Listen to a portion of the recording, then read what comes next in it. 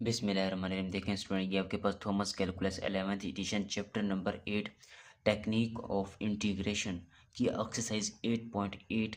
ये exercise 8.8 improper integral की है। तो हमने इस एक्सरसाइज में क्वेश्चन 1 से लेकर 34 तक सॉल्व करना है। तो आपके पास टॉपिक का नेम है इवोल्यूटिंग इम्प्रॉपर इंटीग्रल। ये इम्प्रॉपर इंटीग्रल क्या होता है, ये हमने इस सेक्शन 8.8 की पहली वीडियो में, पहले लेक्चर में इसको डिस्कस कर लिया था। तो आज हम एक्सरसाइज के क्वेश्चन को स्टेप बाय स्टेप सोल्व करते हैं स्टूडेंट। तो ये आपके पास क्वेश्चन नंबर 9 है कि आपके पास इंटीग्रल है minus infinity to positive minus infinity to -2 dx upon x square -1। तो इसके ये आपके पास इम्प्रॉपर इंटीग्रल है, क्योंकि इम्प्रॉपर इंटीग्रल ये होता है कि जब ये जो इंटीग्रेशन का साइन है इसमें एक लिमिट आपके पास अनडिफाइंड इन्फिनिटी के इक्वल आ जाए तो वो पूरा का पूरा इंटीग्रल अनडिफाइंड होता है, उसको सोल्व करना फिर मुश्किल हो जाता है। तो फिर इस अनडिफाइंड यानी कि इस इन्फिनिटी को रिमूव करने के लिए हम टेक्निक को यूज़ करते हैं। टेक्निक हम इस एक्सरसाइज में इस क्वेश्चन को सोल्व करेंगे स्टेप बाय स्टेप। तो स्टूडेंट अगर आप गौर करें, एक तो इम्प्रॉपर इंटीग्रल ये होता है कि ऊपर या नीचे यानी कि लोअर लिमिट या अपर लिमिट में किसी जगह इन्फिनिटी आ जाए तो वो भी आपके पास इम्प्रॉपर इंटीग्रल है। दूसरा ये है कि अगर नीचे और ऊपर लोअर लिमिट और अपर लिमिट फाइनाइट है तो फिर ऐसा होगा कि या तो लोअर लिमिट या तो अपर लिमिट में किसी एक पॉइंट के ऊपर ये इंटीग्रल जो है वो अनडिफाइन हो जाएगा। तो फिर उसके लिए भी हम वो कहेंगे कि वो भी इम्प्रॉपर इंटीग्रल है। उसको भी सोल्व करने की टेक्निक हम यहाँ पर यूज़ करेंगे। कुछ फार्मूलाज हैं, इन फार्मूलाज को हमने पहली वीडियो में डिस्कस कर लिया था। आज हम एक्सरसाइज को स्टेप बाय स्टेप को सोल्व करते हैं। अब देखें, मैं इसको लिखता हूँ, आपके पास गिवन है माइनस इन्फिनिटी टू लेसर -2 और ये आपके पास 2 अपॉन, अब इसको मैं लिख सकता हूँ, ये देखें एक्स स्क्वायर -1 है।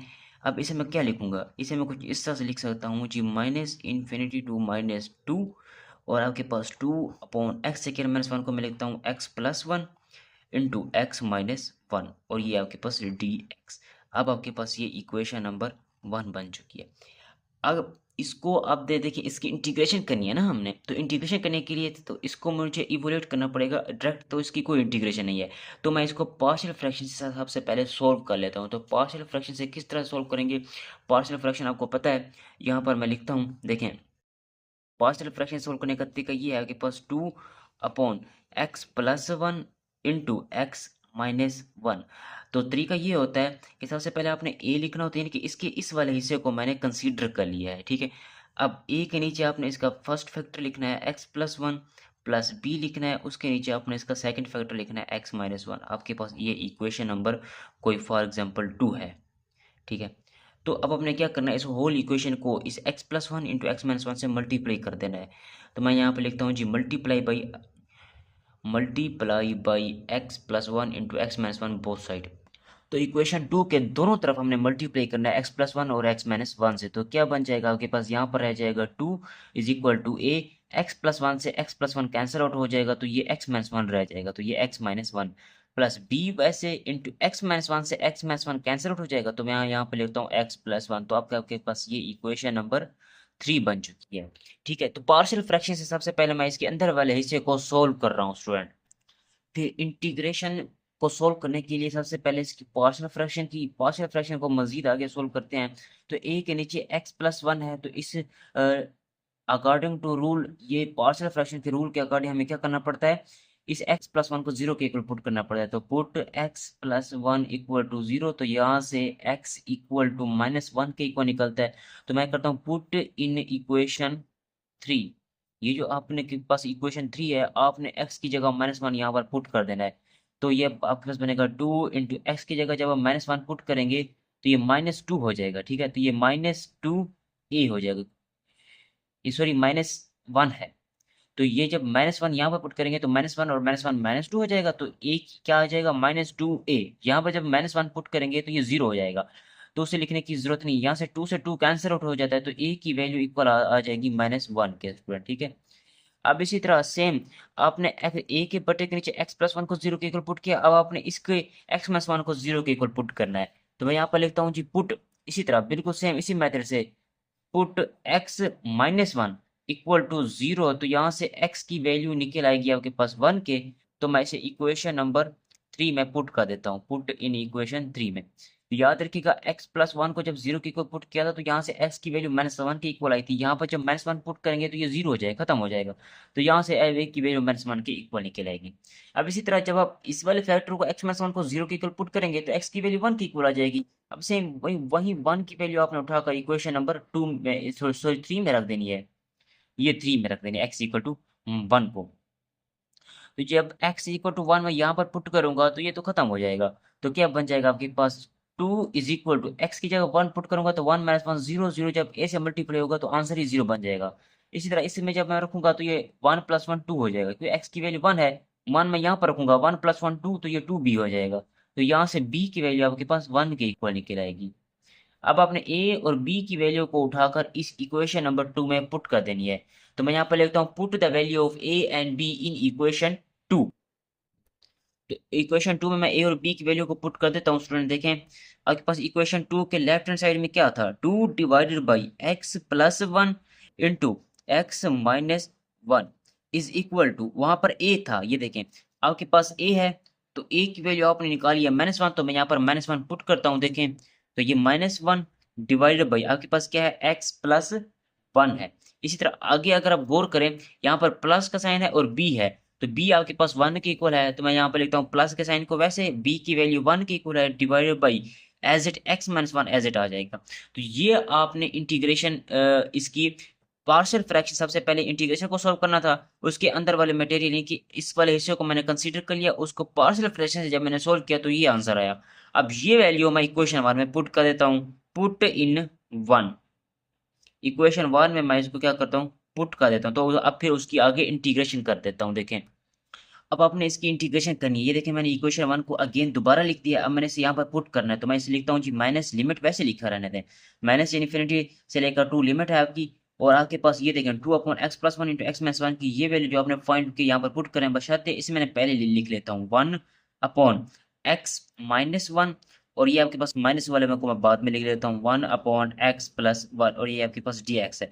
अब मैं इंटीग्रेशन को दो हिस्सों में कन्वर्ट कर देता हूँ, ये देखें कुछ इस तरह से, माइनस इन्फिनिटी से -2 1/x - 1 dx, फिर माइनस इसी तरह माइनस इन्फिनिटी से लेकर -2 और 1/x+1 और ये dx, यानी कि इंटीग्रेशन को मैंने दो हिस्सों में कन्वर्ट करके रख दिया, ये देखें इस तरह से, ठीक है। अब फिर मैंने इसको अगेन फार्मूले की बेस पर इसको सोल्व करता हूँ जी। तो देखें स्टूडेंट, मैंने इसको दोबारा इस तरह से लिखा हुआ है। अब मैंने इसकी इंटीग्रेशन करनी है, तो आपके पास एक रूल होता है, मैं यहाँ पर रूल को लिख देता हूँ। रूल क्या कहता है कि जब आपके पास देखें माइनस इन्फिनिटी हो अपर लिमिट पर, तो कोई ना कोई आंसर आ जाएगा इसका -2 पर, लेकिन माइनस इन्फिनिटी में जैसे यहाँ पर रखूंगा तो ये अनडिफाइन हो जाएगा। तो ये माइनस इन्फिनिटी को रिमूव करने के लिए इम्प्रॉपर इंटीग्रल के फार्मूले को हम यूज करेंगे। तो उसका फार्मूला क्या बोलता है आपके पास, देखिए फार्मूला ये है आपके पास, अगर आपके पास यहाँ पर माइनस इन्फिनिटी पर अनडिफाइन आ रहा है तो ऊपर आपके पास कोई फॉर एग्जांपल लिमिट b है, जिस तरह यहाँ पर -2 फाइनाइट लिमिट है, b भी उसी तरह फाइनाइट ही लिमिट है कोई ना कोई, और यहाँ पर कोई f(x) का फंक्शन है और ये कोई dx इक्वल। अब अगर आप गौर करें, इसके ऊपर नीचे वाली लिमिट के ऊपर अनडिफाइन तो आना है क्योंकि यहाँ पर इन्फिनिटी है, तो इस वजह से नीचे वाली लिमिट को हम चेंज करेंगे। तो मैं यहाँ पर लिखूंगा आपके पास क्या, आप क्या क्या लिखेंगे, लिमिट, ये माइनस इन्फिनिटी को चेंज करेंगे तो मैं लिखता हूँ x approaches to minus infinity. तो यहाँ पर माइनस इन्फिनिटी की जगह पर क्या क्या लिख देंगे, हम x लिख देंगे, तो ये x और b एज इट आएगा, तो आपके पास f(x) और ये dx, तो ये फार्मूला है। इस फार्मूले की मदद से हमने इसको सोल्व करना है, ऊपर वाली दो इंटीग्रेशन को, इसको भी और इसको भी स्टेप बाय स्टेप। अब ये फार्मूला मैंने यहाँ पर यूज करना है, तो किस तरह से यूज करूंगा, देखें अब आपके पास क्या है, नीचे वाली लिमिट, अब यहाँ पर तो नीचे वाली लिमिट के ऊपर आपके पास आंसर अनडिफाइन आ रहा है, तो नीचे वाली लिमिट को चेंज किया था। अब इस तरह यहाँ पर भी नीचे वाली लिमिट को चेंज करेंगे आपने, तो आप क्या करेंगे, लिमिट इसके बाद डायरेक्ट ये स्टेप है, ये वाला तो मैंने आपको एज इट शो करवाया है कि ये फार्मूला है जो यहाँ पर यूज होने वाला है। तो ये आपके पास क्या होगा, लिमिट x अप्रोचेस टू, ये x कैपिटल वाला है ताकि इस वाले x से क्या हो, डिफरेंट हो कुछ हद तक। तो ये माइनस इन्फिनिटी लिमिट को आप रखें यहाँ पर, माइनस इन्फिनिटी की जगह मैं क्या रिप्लेस कर दूंगा, x रिप्लेस कर दूंगा कैपिटल वाला, तो -2 वैसे 1/x - 1 dx भी वैसे सेम, यही रूल मुझे यहाँ पर भी अप्लाई करना पड़ेगा। तो मैं लिखता हूँ जी limit capital x approaches to minus infinity, और इंटीग्रेशन में कैपिटल x लेकर लिमिट -2 1/x+1, और ये आपके पास dx बन जाएगा। स्टूडेंट अगर आप गौर करें, अब इसकी इंटीग्रेशन मैं सोल्व करता हूँ, इसकी इंटीग्रेशन निकालता हूँ, तो क्या बनेगा, limit capital x approaches to minus infinity. ठीक है, अब इसकी इंटीग्रेशन क्या होगी, नीचे फंक्शन है ऊपर उसका डेरिवेटिव पड़ा हुआ है। जब रूल है इंटीग्रेशन का, जब नीचे फंक्शन है ऊपर उसका डेरिवेटिव हो तो नेचुरल लॉग लिखते हैं और फंक्शन लिखते हैं। आपके पास फंक्शन क्या है, एक्स माइनस वन है, और उसके बाद फिर लिमिट लिखते हैं। तो फिर लिमिट मैं क्या लिखूंगा, एक्स से लेकर कैपिटल एक्स से लेकर -2 इसकी लिमिट है, ये वाली इंटेग्रल वाली। फिर माइनस, सेम यही रूल मुझे यहाँ पर भी अप्लाई करना है स्टूडेंट। अब देखें, मैं लिखता हूँ limit x approaches to minus infinity. यहाँ पर भी नीचे फंक्शन है ऊपर उसका डेरिवेटिव पड़ा हुआ है, तो इंटीग्रेशन के रूल के अकॉर्डिंग नेचुरल लॉग लिखते हैं और एक्स प्लस वन लिखते हैं। तो ये आपके पास यानी कि नेचुरल लॉग लिखकर फंक्शन लिखते हैं, तो लिमिट एज इट आती है एक्स से लेकर -2। अब अपने इसको सोल्व करना है, तो सोल्व करने के लिए आगे हमें क्या करना पड़ेगा, देखें यहाँ पर भी लिमिट एक्स से लेकर -2 है, यहाँ पर भी लिमिट एक्स से लेकर -2 है, तो दोनों की लिमिट सेम है। तो मैं एक बार लिख लेता हूँ इस तरह से, देखें limit x approaches to minus infinity, और ये natural log into x minus one, फिर ये माइनस का sign, natural log into x plus one. यानी कि इस तरह हम लिख सकते हैं ना, कोई इशू नहीं बनेगा आपके पास। ठीक है, तो ये फिर उसके बाद लिमिट है आपके पास, कैसी लिमिट है आपके पास, लिमिट है आपके पास x से लेकर -2, ये इस तरह से स्टूडेंट। ठीक है, अब आपने इसको सोल्व करना है। तो सोल्व करने के लिए देखिए, मैं सबसे पहले ये लॉग लॉग की प्रॉपर्टी अप्लाई कर देता हूँ। तो limit x approaches to minus infinity, तो ये लॉग की, और ये माइनस का साइन आ रहा है तो डिवीजन में जाएगा, तो log into x minus one divide by x plus one. तो इंटीग्रे लॉग की प्रॉपर्टी लगा ली, और ये लिमिट को आप ऐसे एज इट रखें, तो x लेकर -2। अब आपने इसको स्टेप बाय स्टेप सोल्व करना है, लिमिट पुट करना है। जस्ट पहले ये वाली लिमिट आपने पुट नहीं करनी, क्योंकि अगर आप देखें ये वाली लिमिट पुट करते हैं ना, x approach to minus infinity, तो ये तो अनडिफाइन हो जाएगा, उसका तो कोई अनडिफाइन तो आना नहीं चाहिए ना, हमारा आंसर फाइनाइट आना चाहिए। वही इम्प्रॉपर इंटीग्रल की लिमिट एग्जिस्ट करनी चाहिए, यहाँ पर उसका आंसर आना चाहिए।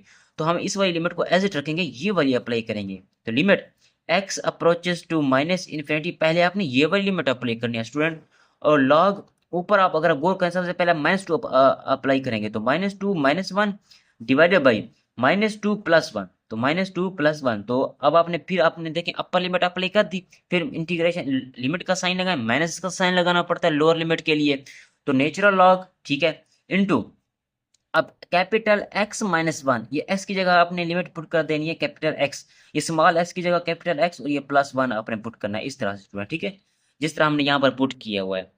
तो अब ये देखें, ये लिमिट जैसे इसके साथ नहीं है, इसके साथ भी है, तो मैं ये अगेन इसके साथ एक और ब्रैकेट लगा लेता हूँ, ताकि आपके पास लिमिट जो है वो दोनों के साथ है ना, इसीलिए। तो limit capital x approaches to minus infinity, student अगर आप गौर करें तो यहाँ पर देखिए इसका क्या आंसर बनता है, नेचुरल लॉग इनटू आपके पास बन जाएगा ये -3, और ये डिवाइडेड बाय आपके पास क्या बन जाएगा -1, इस तरह से। ठीक है, और यहाँ पर देखें लिमिट, यहाँ से मैं एक्स को कॉमन निकाल रहा हूँ, या x को कॉमन निकालूंगा तो अंदर क्या रह जाएगा, 1 - 1 बाई कैपिटल x। अब यहाँ पर भी नीचे भी मुझे x को कॉमन निकालना है, क्योंकि देखें जब x की जगह मैं से इन्फिनिटी रखूंगा तो ये तो अनडिफाइन हो जाएगा, इसलिए मुझे इस x को किसी न किसी तरीके से खत्म करना है। तो ये x को कॉमन निकाल लिया, 1 + 1 बाई कैपिटल x, ये इस तरह से स्टूडेंट। ठीक है, अब फिर आगे इसको मजीद सिंप्लीफाई करते हैं स्टेप बाय स्टेप। देखें आपके पास ये क्या बनेगा, मैं लिमिट को दोनों तरफ अप्लाई कर देता हूँ, तो क्या बनेगा, limit x approaches to minus infinity, ये इस वाले माइनस से ये वाला माइनस खत्म हो जाएगा, यहाँ पर log 3 रह जाएगा, तो log 3। ठीक है, फिर माइनस, अब लिमिट यहाँ इस पर भी अप्लाई करें, तो लिमिट आपके पास capital x approaches to minus infinity है स्टूडेंट, और यहाँ पर आपके पास इस x से ये x कट जाएगा स्टूडेंट, यहाँ पर आप तो क्या बन जाएगा, 1 - 1 by x divided by 1 + 1 by x, ये इस तरह से। अब अपने लिमिट को अप्लाई करना है, यहाँ पर इसमें कोई x तो है नहीं जहाँ पर हम x की जगह माइनस इन्फिनिटी पुट कर सकें स्टूडेंट। तो यहाँ पर हम क्या करते हैं कि log 3 को एज इट लिख देते हैं, माइनस यहाँ पर देखें जैसे ही मैं x की जगह ये माइनस इन्फिनिटी पुट करूंगा तो क्या बन जाएगा, 1 - 1 बाई, यहाँ पर ऐसे का माइनस इन्फिनिटी पुट करूंगा तो ये माइनस और माइनस मिलकर पॉजिटिव हो जाएंगे, डिवाइडेड बाई सेम इसी मेथड से 1 माइनस x की जगह मैं माइनस इन्फिनिटी पुट करूंगा तो माइनस को मैंने बाहर लिख दिया, तो 1 बाई इन्फिनिटी रह जाएगा। मजीद इसको सोल्व करते हैं स्टूडेंट, देखें तो ये आपके पास बन जाएगा log 3, ये इक्वल के लेफ्ट हैंड साइड पर वही जो आपके पास क्वेश्चन नंबर 9 की स्टेटमेंट में जो इंटेग्रल था वही इंटेग्रल चलता आ रहा है। ठीक है, माइनस, अब आप देखें समथिंग ओवर इन्फिनिटी हो तो जवाब 0 होता है, तो 1 - 0 डिवाइडेड बाई 1 - 0 सोल्व करेंगे तो log 3 माइनस, तो अगर आप गौर करें स्टूडेंट, तो यहाँ पर अगर आप गौर करें स्टूडेंट, ये log भी साथ में था तो आपने log को भी साथ में लिखा रहने देना है। ठीक है, ये वाला, तो यहाँ पर log भी है, तो ये log, ठीक है, अब आपने इसको सोल्व करना है, तो ये क्या बन जाएगा, 1 - 1 0, तो log 3 माइनस log आपके पास 1, तो log 1 0 के इक्वल होता है, क्योंकि ये चीज़ जो है 0 के इक्वल होती है, तो यहाँ से आंसर आ जाएगा आपके पास log 3 जी। तो इंटीग्रेशन का आंसर आया आपके पास log 3, तो मैं यहाँ पर लिखता हूँ हेंस। आप हमारा क्वेश्चन का स्टेटमेंट क्या था कि आपके पास इस तरह था, -∞ से लेकर -2 dx/x² - 1 = log 3 के जी। तो ये आपके पास आंसर है स्टूडेंट। इसी तरह अब हम क्वेश्चन नंबर 10 को स्टेप बाय स्टेप सेम इसी मेथड से देखें स्टूडेंट। ये आपके पास क्वेश्चन नंबर 10 है, इंटीग्रेशन में गिवन है -∞ से लेकर 2 dx/x² + 4। तो आपने क्या करना है, सबसे पहले -∞ से लेकर 2, आपके पास देखें 2 पर तो कोई ना कोई आंसर आता है, लेकिन लोअर लिमिट पुट करने पर कोई भी आंसर नहीं आ रहा, तो आपने लोअर लिमिट को चेंज करना है स्टूडेंट। तो लिमिट x अप्रोचेस टू -∞, यहाँ पर x -∞ की जगह पर क्या आ जाएगा, x आ जाएगा, तो 2 एज इट आ जाएगा। इस वाले 2 को मैंने बाहर निकाल दिया, तो ds को एज इट लिख दिया, तो इस वाले 4 को मैंने लिख दिया 2 स्क्वायर, और इस x स्क्वायर को एज इट लिख दिया स्टूडेंट, ठीक है।